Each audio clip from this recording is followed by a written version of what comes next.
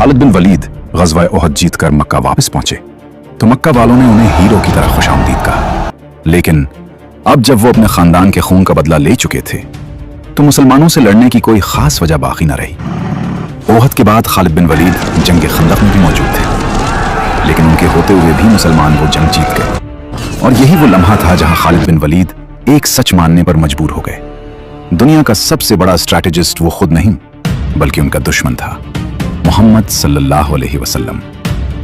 एक दिन मक्का में अचानक खबर फैली, मुसलमान उम्रा करने के लिए निकल रहे हैं, उन्हें रास्ते में ही घेर लो। मुसलमानों से अपना बदला लेने का इससे अच्छा मौका नहीं मिलेगा।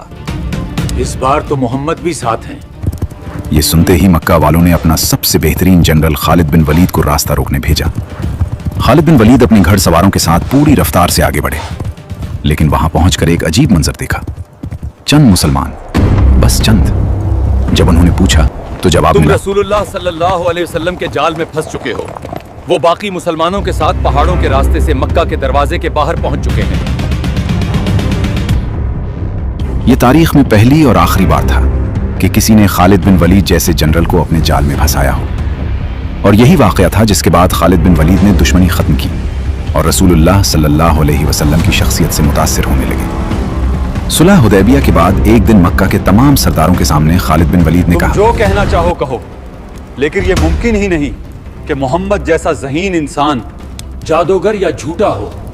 ये सुनकर सबके होश उड़ गए, क्योंकि मोहम्मद सल्लल्लाहु अलैहि वसल्लम को जादूगर कहने वाला शख्स खुद खालिद बिन वलीद का बाप वलीद बिन मुगीरा था, और आज उसका बेटा सबके सामने इस बात का इनकार कर रहा था।